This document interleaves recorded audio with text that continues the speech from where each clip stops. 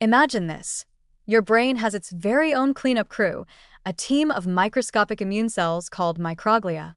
These are the first responders, the janitors, the bouncers at the club, all rolled into one. Their whole purpose is to keep things tidy. They patrol for trouble, gobble up toxic proteins, and keep neurons humming along. In a healthy brain, they're like lean marathon runners, always on the move. But in Alzheimer's, something goes terribly wrong. Instead of sprinting around and sweeping up messes, these cells turn into couch potatoes. They sit there bloated, weighed down, and too sluggish to do the very job that defines them. The culprit? Fat. Not the kind you see on a cheeseburger, but the kind that piles up inside the cells themselves. Under normal conditions, microglia burn fatty acids for energy. That's their fuel, like putting gas in the car. But when they're stressed by Alzheimer's plaques, they start hoarding fat instead of burning it. They build up these little lipid droplets, and soon enough, they're immobilized by their own excess. It's like stocking your pantry until the shelves collapse. You don't even have space to cook anymore.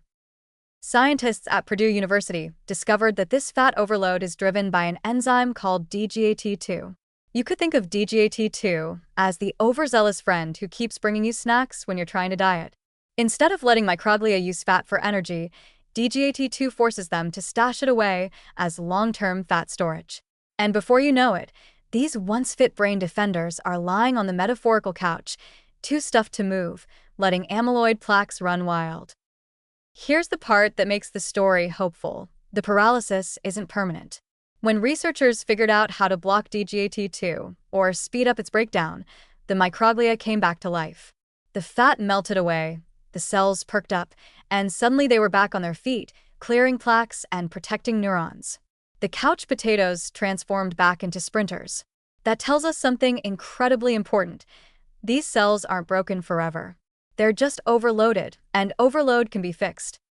This shift in perspective changes the entire Alzheimer's narrative. For years, the focus has been on attacking plaques directly, like trying to mop up an endless flood without fixing the leaking pipe. But if the real problem is that microglia are stuck in couch potato mode, then the solution might be to restore their metabolism, not endlessly chase after plaques. That's not just a clever scientific trick, it's a deeply positive shift in strategy. It means Alzheimer's may not be an inevitable breakdown of the brain, but a disease where the body's own defenses can be reawakened. And honestly, there's something very human about this picture. Who hasn't had days where you feel paralyzed by too much food, too much stress, too much Netflix? Your body knows what it should be doing, but it just can't muster the energy.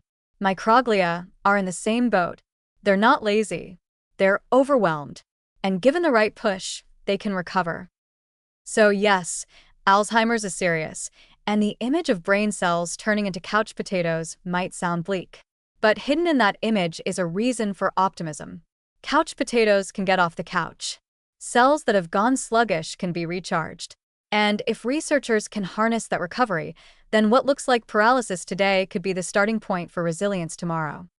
At its core, this discovery is a reminder that biology is often more flexible than we think. Microglia may flop onto the couch when fat builds up, but they haven't forgotten their purpose. They just need a nudge, a reset, a chance to burn their fuel properly again. And when they do, the brain's natural defense system is still there, ready to protect us.